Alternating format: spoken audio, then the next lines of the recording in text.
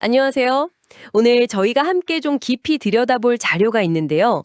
신약 성경에 있는 요한 3서라는 정말 짧은 개인 편지입니다. 분량이 정말 짧아서 한 페이지도 안 되거든요.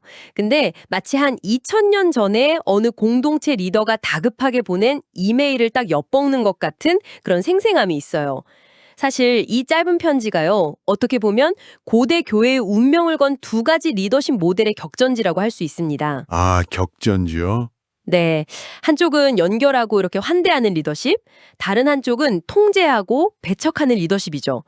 오늘 저희의 목표는 가이오와 디오드레베 이 두 인물을 중심으로 이 치열한 싸움이 당시에 뭘 의미했는지, 그리고 오늘 우리에겐 또 어떤 질문을 던지는지 한번 파헤쳐보는 겁니다. 네, 아주 정확한 지적이십니다. 이게 무슨 추상적인 신학 논쟁에 대한 글이 전혀 아니거든요. 네네. 특정 인물, 구체적인 사건을 다루는 지극히 현실적인 편지예요. 그래서 당시 사람들이 겪었던 그 갈등하고 고민이 그대로 드러나죠.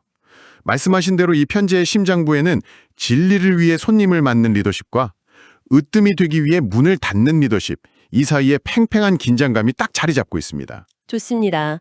그럼 그 연결의 리더십을 보여주는 인물, 편지의 수신인인 가이오 이야기부터 시작해보죠. 편지 시작부터 저자의 애정이 그냥 똑똑 묻어나요. 그렇죠. 사랑하는 가이오, 곧 내가 참으로 사랑하는 자에게 이렇게 부르면서 네 영원히 잘됨 같이 네가 범사에 잘되고 강건하기를 내가 간구하노라고 축복하잖아요. 네. 이건 단순한 안부 인사를 넘어서는 정말 깊은 유대감이 느껴지는 대목이에요. 그런데 저자가 이렇게까지 가이오를 아끼는 진짜 이유가 바로 다음에 나오죠. 그게 바로 가이오의 행동 때문이었습니다. 3절을 보면 형제들이 와서 내게 있는 진리를 증언하되 네가 진리 안에서 행한다 하니 내가 심히 기뻐하노라 라고 말해요. 여기서 말하는 형제들이 바로 그 순회 전도자들, 당시 여러 교회를 돌아다니면서 메시지를 전하던 분들이었죠. 맞습니다. 그런데 이 순회 전도자들의 상황을 이해하는 게 아주 중요해요. 어떤 상황이었는데요? 당시 여행이라는 게 지금처럼 낭만적이거나 간단하지가 않았습니다. 네, 그렇죠. 위험했겠죠. 낯선 도시에 가면 사기꾼이나 강도를 만날 위험도 크고 제대로 된 숙소를 구하는 것 자체가 정말 큰일이었죠. 특히 이 전도자들은 7절에 나오는 것처럼 주의 이름을 위하여 나가서 이방인에게 아무것도 받지 아니한다는 원칙이 있었어요. 그러니까 기독교 신앙을 믿지 않는 사람들한테는 어떤 재정적 지원이나 숙식 제공도 받지 않았다 이 말이군요. 네. 그럼 이분들의 사역은 전적으로 가이오 같은 신자들의 자발적인 도움에 달려 있었겠네요. 바로 그 지점입니다. 가이오 같은 사람의 집은 이들에게 단순한 숙소가 아니라 네. 낯선 도시의 유일한 베이스 캠프이자 뭐랄까 생명줄이었던 셈입니다. 생명줄. 그래서 저자는 가이오의 환대를 그냥 착한 일 정도로 보지 않아요. 8절에서 아주 중요한 선언을 하죠. 이러므로 우리가 이 같은 자들을 영접하는 것이 마땅하니 이는 우리로 진리를 위하여 함께 수고하는 자가 되게 하려 함이라. 와. 함께 수고하는 자. 이 표현이 정말 다르게 들리네요. 그러니까 환대라는 게 단순히 친절을 베푸는 개인적인 행위를 넘어서 그렇죠. 당시엔 가장 중요한 공동체의 미션, 즉 진리를 전파하는 일에 참여하는 핵심 전략이었던 거군요. 후원자가 아니라 사실상 현장 요원을 지원하는 작전 본부 역할을 한 거네요. 네, 참여라는 말이 핵심입니다. 참여요. 단순히 돕는 걸 넘어서 그들의 사역에 자기 지분을 갖게 되는 거죠. 가이오의 집은 단순한 숙소가 아니라 진리를 전파하는 네트워크의 중요한 허브가 된 셈입니다. 허브? 돈이나 물품을 보내는 소극적 후원이 아니라 자기 집의 문을 여는 적극적인 동역이었던 거죠. 이게 바로 저자가 칭찬하는 연결의 리더십의 본질입니다. 가이오의 이런 헌신적인 모습이 공동체의 이상적인 모습이었다면 당연히 그 정반대편에 있는 인물도 있었겠죠. 네, 있었죠. 9절에 등장하는 디오드레베라는 이름이 바로 그 문제를 수면 위로 끌어올립니다. 저자는 그를 그들 중에 으뜸되기를 좋아하는 사람이라고 딱 한마디로 정의하는데 이 표현만 들어도 어떤 갈등이 있었을지 짐작이 갑니다. 이 디오드레베라는 인물의 문제가 구체적으로 뭐였을까요? 편지를 보면 아주 조목조목 그의 잘못을 지적하고 있어요. 첫째는 저자의 권위를 인정하지 않았다는 거죠. 우리를 맞아들이지 아니하니라고 하는데 이건 단순히 손님 대접을 안 했다는 차원을 넘어서는 거잖아요. 그렇죠. 저자와 저자가 보낸 사람들, 그리고 그들이 전하는 가르침 전체에 대한 거부 의사 표시입니다. 자기 영역에 대한 일종의 선전포고 같은 거죠. 둘째는 더 노골적입니다. 10절을 보면 악한 말로 우리를 비방하고도 라고 나와요. 무시하는 걸 넘어서 아예 악의적인 헛소문을 퍼뜨리면서 인격적으로 공격했다는 거잖아요. 자신의 리더십에 도전이 될 만한 외부 권위를 깎아내려서 자기 입지를 강화하려는 아주 전형적인 권력 유지 방식이라고 볼 수 있습니다. 그런데 저는 세 번째 행동이 정말 충격적이었어요. 네. 10절 뒷부분을 보면 형제들을 맞아들이지도 아니하고 맞아들이고자 하는 자를 금하여 교회에서 내쫓는도다. 이건 정말 선을 넘어도 한참 넘은 거 아닌가요? 그렇죠. 자기만 안 하는 게 아니라 가이오처럼 환대하려는 다른 사람들까지 막아서고 심지어 교회에서 쫓아내기까지 했다니요. 바로 그게 통제 리더십의 본질을 보여주는 겁니다. 가이오의 리더십이 외부로 문을 여는 것이었다면 디오드레베의 리더십은 내부의 문을 닫고 자기 생각과 다른 사람을 축출하는 거죠. 축출이요? 공동체를 보호한다는 명분 아래 사실은 자기 권력에 위협이 되는 모든 소통의 가능성을 차단해버리는 겁니다. 듣고 보니 좀 복잡한 생각이 드네요. 혹시 디오드레베의 입장에서 아주 조금이라도 긍정적으로 해석해볼 여지는 없을까요? 예를 들어 저자가 보낸 이 순회 전도자들이 정말로 공동체의 순수성을 해치는 불확실한 세력이라고 판단해서 나름대로 공동체를 보호하려고 했던 행동일 가능성은 없을까요? 아주 중요한 질문입니다. 실제로 그런 주장을 하는 학자들도 있습니다. 네. 어쩌면 디오드레베는 외부에서 온 낯선 가르침으로부터 자기 교회를 지키려는 강력한 리더였을 수도 있죠. 하지만 문제는 그의 방식입니다. 방식이요? 만약 그의 동기가 순수했다면 토론하고 대화하면서 문제를 해결하려 했겠죠. 하지만 그는 대화 대신 비방과 축출을 택했습니다. 이건 공동체를 지키려는 행동이 아니라 자기 권력에 반대하는 목소리를 제거하려는 행동에 가깝습니다. 그렇군요. 이게 2000년 전 이야기지만 너무나 현대적인 갈등의 모습이에요. 맞아요. 준 거죠. 그렇군요. 동기가 어땠든 다른 의견을 가진 사람을 공동체 밖으로 밀어내는 방식 자체가 이미 잘못되었다. 이 말씀이시네요.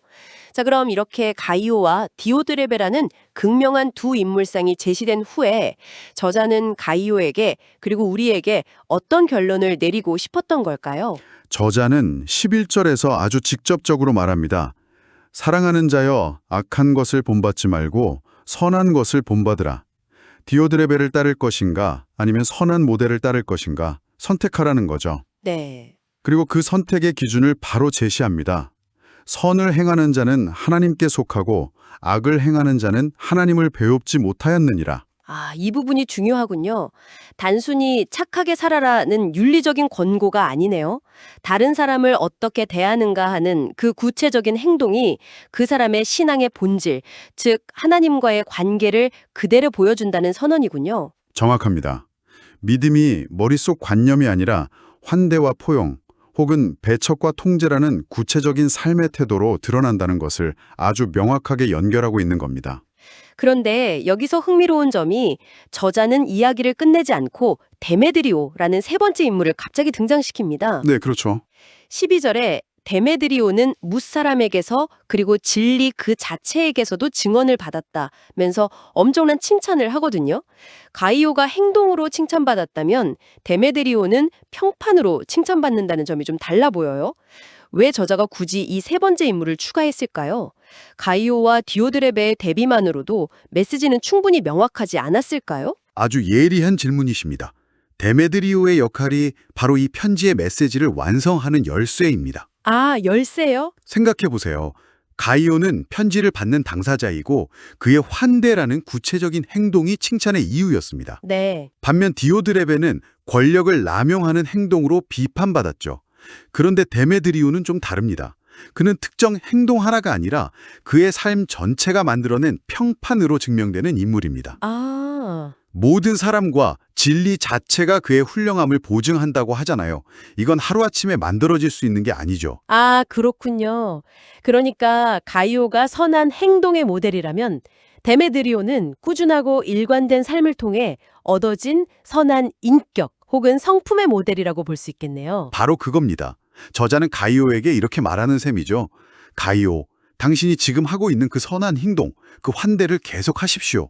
그러면 당신도 데메드리오처럼 모든 사람과 진리에게 인정받는 사람이 될 겁니다. 아하. 즉, 데메드리오는 가이오가 나아가야 할 방향을 보여주는 롤모델이자 선한 선택의 최종 결과물을 보여주는 증거인 셈이죠. 네네. 이렇게 세 인물이 각자의 역할을 하면서 어떤 삶을 살 것인가에 대한 입체적인 그림을 완성하는 겁니다. 새 인물의 역할이 그렇게 연결되니 메시지가 훨씬 풍성하게 다가오네요. 이제 편지는 아주 개인적인 어조로 마무리를 향해 갑니다. 13절과 14절이 참 인상적이에요. 내게 쓸 것이 많으나 먹과 붓으로 쓰기를 원하지 아니하고 속히 보기를 바라노니 또한 우리가 얼굴을 마주하여 말하리라. 이 마지막 부분이 이 편지가 왜 쓰였는지를 다시 한번 생각하게 합니다. 저자는 글, 즉 먹과 붓의 한계를 분명히 알고 있었던 것 같아요. 네, 맞아요. 특히 디오드레베와의 갈등처럼 민감하고 복잡한 문제는 글로만 풀 수 없다고 생각한 거죠. 오해를 낳기 쉽고 감정이 온전히 전달되지 않으니까요. 그렇죠. 그래서 직접 얼굴을 마주하고 대화하고 싶다는 그 간절함을 표현하는 겁니다. 정말 그렇네요. 면대하여 말하리라는 표현에서 진정성이 느껴집니다. 마지막 인사는 더 따뜻하죠. 15절에 평강이 내게 있을지어다. 여러 친구가 내게 문안하느니라. 너는 그 친구들의 이름을 불러 문안하라. 여기서 이름을 불러 문안하라는 건 그냥 다들 안부 전해줘. 이게 아니라 한 사람 한 사람 이름을 거론하며 안부를 전해달라는 뜻이잖아요. 맞습니다.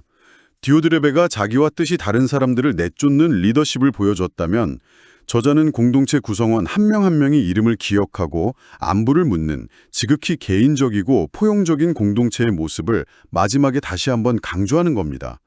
이 짧은 끝인사 속에 편지가 앞에서 말하고자 했던 가치들이 모두 녹아있는 셈이죠. 네, 오늘 정말 짧지만 깊은 울림을 주는 한 통의 고대 편지를 함께 열어보았습니다.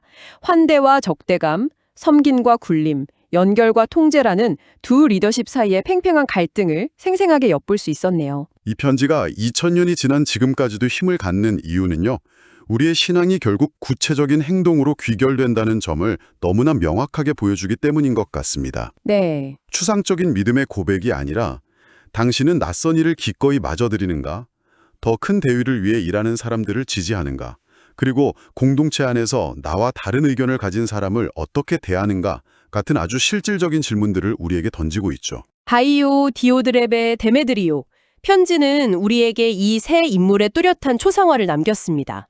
관대한 동력자 가이오, 관력욕에 사로잡힌 지도자 디오드레베, 그리고 모두에게 좋은 평판을 얻었던 데메드리오. 이 세 개의 거울 앞에서 우리는 지금 어떤 모습에 더 가까운지 스스로에게 묻게 되는 것 같습니다. 마지막으로 청취자분들께 생각해 볼 만한 질문을 하나 던지고 싶습니다. 네. 편지의 저자는 그토록 간절하게 얼굴을 마주하고 말하기를 원한다고 했습니다. 이메일, 메신저, 소셜미디어 같은 비대면 소통이 우리의 관계를 지배하는 오늘날 이 편지는 우리에게 이런 질문을 던지는 것 같습니다. 우리가 서로의 얼굴을 마주하고 대화하는 것을 점점 잃어갈 때 우리는 과연 무엇을 함께 잃어가고 있는 걸까요? 어쩌면 우리 주변의 수많은 갈등들이 디오드레베의 경우처럼 서로 얼굴을 보지 않는 그 거리감 때문에 더 쉽게 깊어지고 악화되는 것은 아닐까요? 한 번쯤 깊이 생각해 볼 문제입니다.